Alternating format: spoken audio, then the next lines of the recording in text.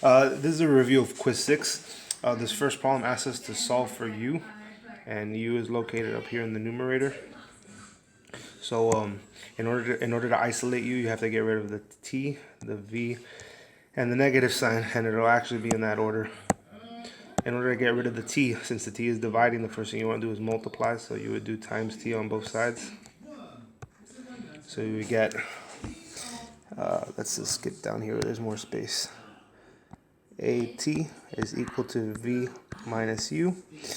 The next thing you want to get rid of is the V. Since that V is positive, you would do minus V minus V. So we would get AT minus V is equal to negative U. Sorry that my V's and my U's look similar. Here's a V. And finally, the way you get rid of a negative is you could either, a lot of kids like to divide by -1, but also you can just multiply by -1 if that's how you want to do is change the sign. That gets rid of the negative. But then over here, everything has to be multiplied by -1. So let's bring it over here. That makes the AT negative, and it makes the V positive, and that's equal to U. So the one here that has a negative AT and a positive V is that one there. Should have been D. This one says solve for R. Okay, so in order to solve for the R, we have to get rid of the P, the 1, the T, and the cube. And you want to feel like you're working your way outside in. So the first thing we'd have to get rid of here is the P. So we would have to divide both sides by P. That cancels out. So we have A over P is equal to 1 plus R over T cubed. We're working our way outside in. The P had nothing to do with the parentheses, it was just multiplying.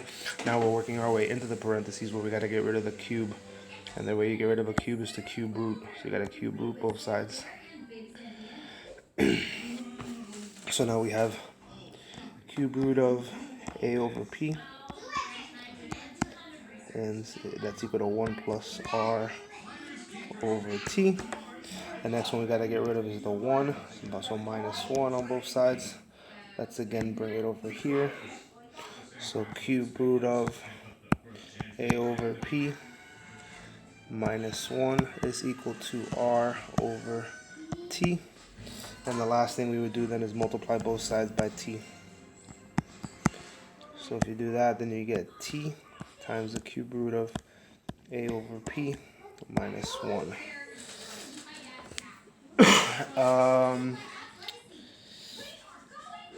And that would be, oh sorry, yeah, you have to put this in parentheses. So that would be this one here, B, because everything has to be multiplied by T. So that would have been B.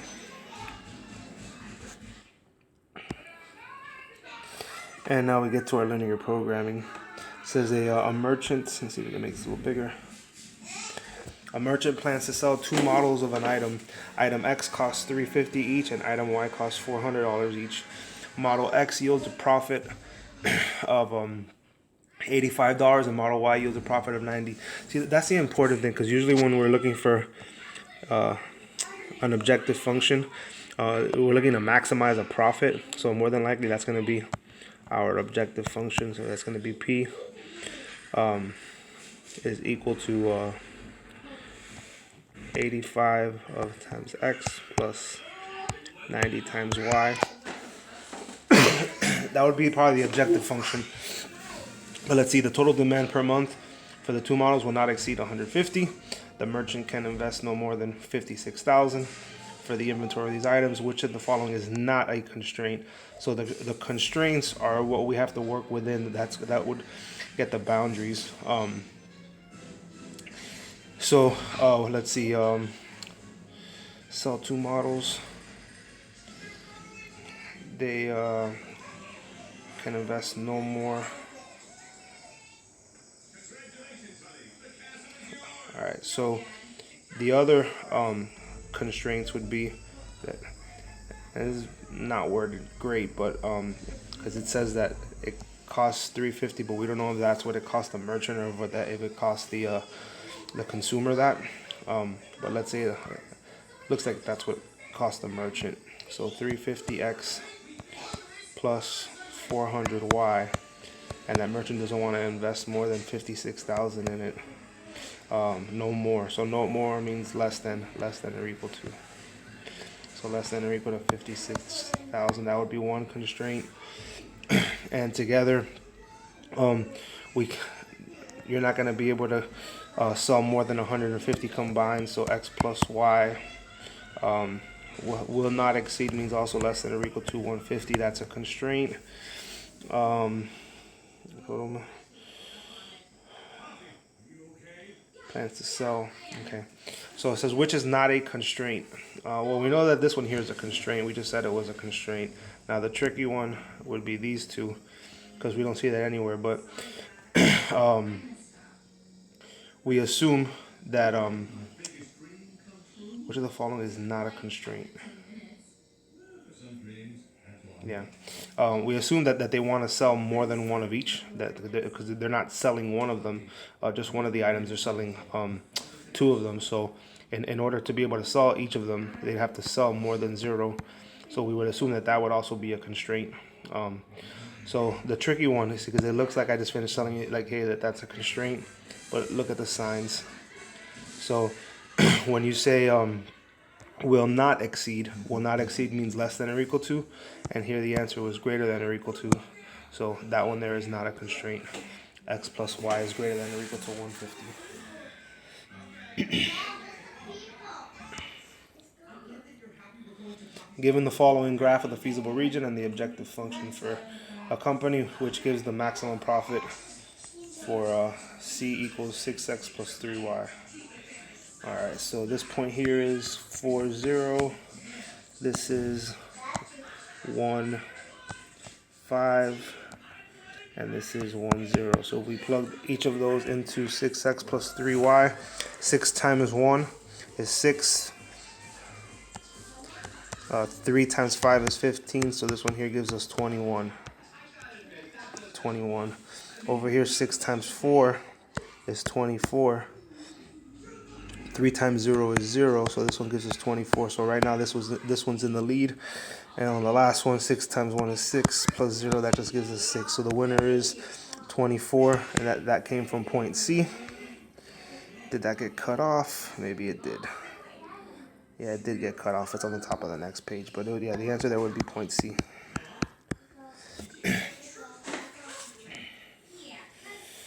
Yum's Bakery bakes 2 breads, A and B. One batch of A uses 5 pounds of oats and 3 pounds of flour. Batch B uses 2 pounds of oats and 3 pounds of flour. The company has 180 pounds of oats and 135 pounds of flour available. Yum's Bakery wants to maximize the profit from the bread sales. One batch of A yields a profit of 40. One batch of B yields a profit of 30. So what is the objective function for the scenario?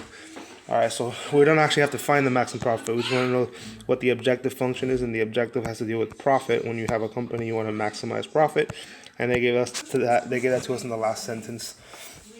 We get $40 from A, plus we get $30 from B. So that would be this first one here. P equals 48 plus 30B.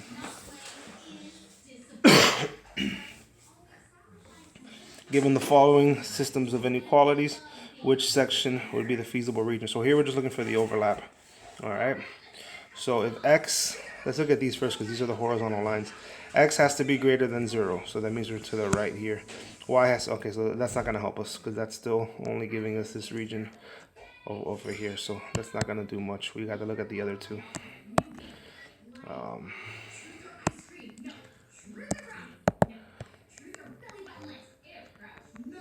Let's see. Probably gonna need to solve for y then. So on the first one, 3x plus 2y less than or equal to 10. If you do minus 3x minus 3x, so 2y is less than or equal to negative 3x plus 10. Divide by 2.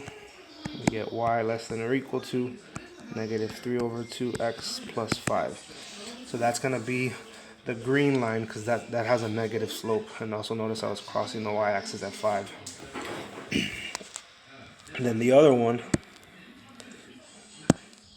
says 6x minus 3y less than or equal to 5. So minus 6x minus 6x. So negative 3y less than or equal to negative 6x minus 5. When you divide by a negative in an inequality, that flips the sign. Oh, where can I fit this in? Maybe I can zoom. I'll just write it down here then, I guess. Y now will be greater than or equal to 2x plus 5 over 3. So the main thing we got to focus on is like what the signs are doing. So the green line has a less than or equal to sign. So we're going below there. So below the green is just region 1 and region 4. I can already eliminate 2 and 3. The other line, the purple line, has a greater than equal to sign. So the only region that is both above the purple and below the green is region 1.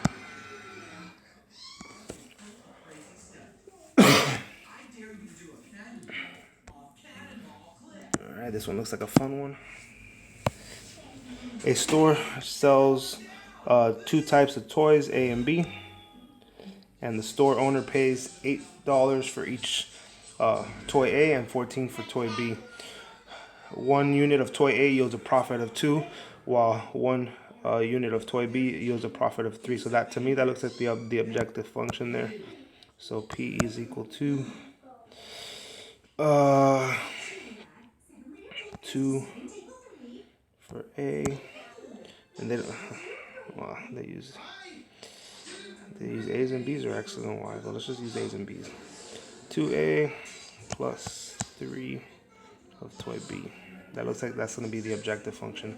The owner estimates that no more than 2,000 toys will be sold every month, and he does not plan to invest more than 20,000 in toys. So they gave you here what looks like the constraints.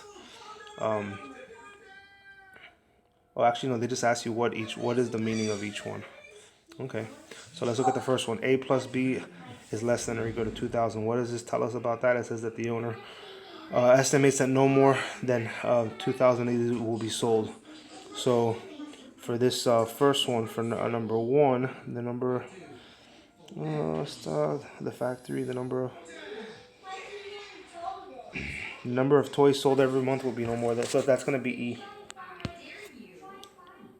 That's this one here. Together there won't be more than 20,000 sold. It'll be less than or equal to, not more. Number 2 says A is greater than 0. That just means that you gotta sell something from toy A. The number of toy A in stock must be non-negative. Yeah, that's gotta be it. So 2 would be A. It's just saying that you have to sell something of toy A. For number 3, 8x plus 14y is less than or equal to 20,000. So here what's mentioned in 20,000 is that he does not plan to invest more. So that's how much that he's paying for each toy. And it says that at the beginning also. At the beginning that he pays $8 for, sorry, it's hard to read here, $8 each for toy A and $14 for toy B. So it has nothing to do with profit. The inventory, the total inventory will be no more than $20,000. So that's F. And then 4 says B greater than or equal to 0. So that just means that you got to sell something from toy B. And C is the one that tells us that you have to at least sell one of each toy.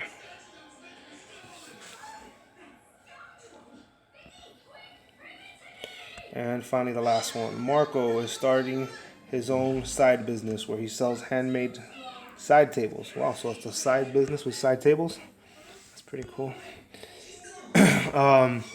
And it takes him 2 hours to make a side table and 4 hours to make a coffee table. So he's selling side tables and coffee tables. Since this is a side job, he only has 20 hours a week that he can spend making his merchandise. In addition, he can also get enough materials to make 8 products per week. Here we go. Here's a profit. He makes a profit of $30 on each side table and $50 on each coffee table. What is the maximum profit he can make this week given the constraints above? All right, so we have our objective function here. Let's say that the side tables are x, so because we're going to have to graph this, 30x plus 50y. Okay, and then for our constraints, if he's going to have to sell at least one of each, let's say that x has to be greater than or equal to 0. And actually should be greater than or equal to 1. Because you can't make half a table. Y also has to be greater than or equal to 1. Let me see. It takes him 2 hours to make each side table and 4 hours to make a coffee table. So that's going to be a constraint. 2x plus 4y. And he only has 20 hours, so that would have to be less than or equal to 20. And he has enough materials to make 8 products per week. So x plus y together needs to be 8.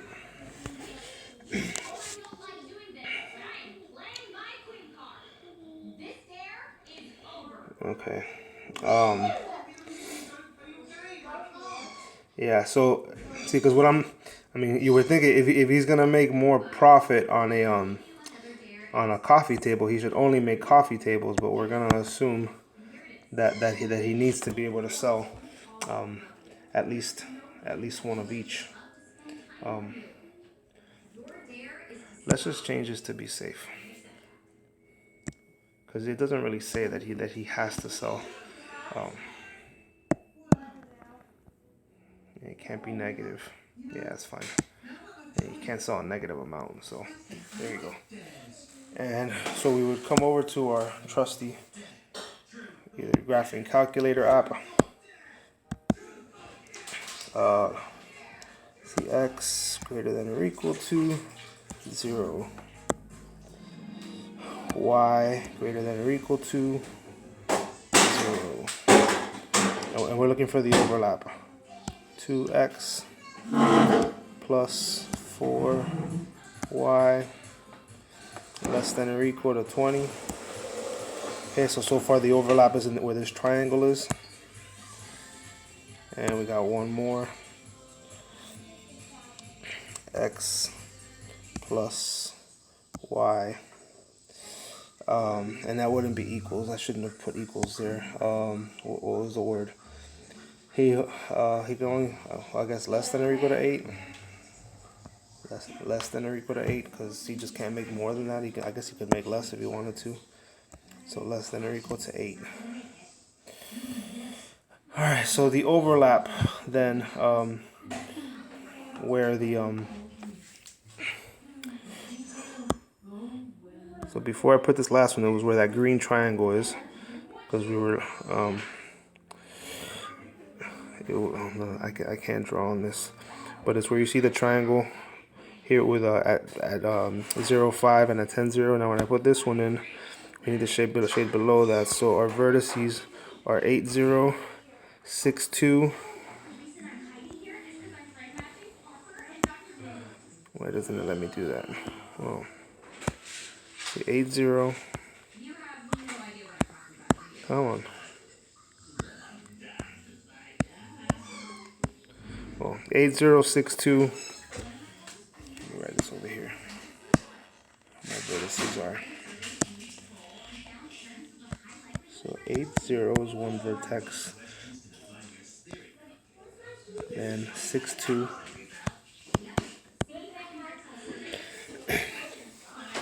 Then we have another one here at 0, 5. And then another one.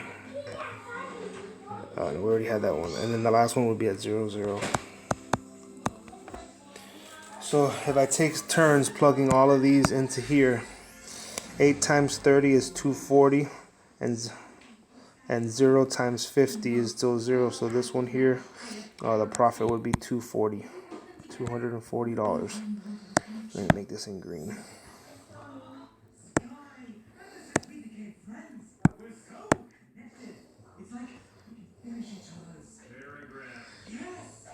Actually, you know what? Let me write these sideways.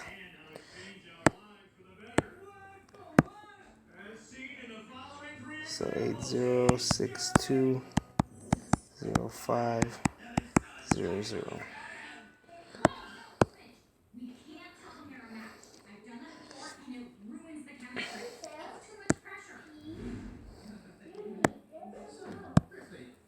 So at 80, that's 30 times 8 plus 0 times 50, which is 0. So that's just 240 plus 0, which is 240. So he would make $240 profit by selling just 8 of the side tables.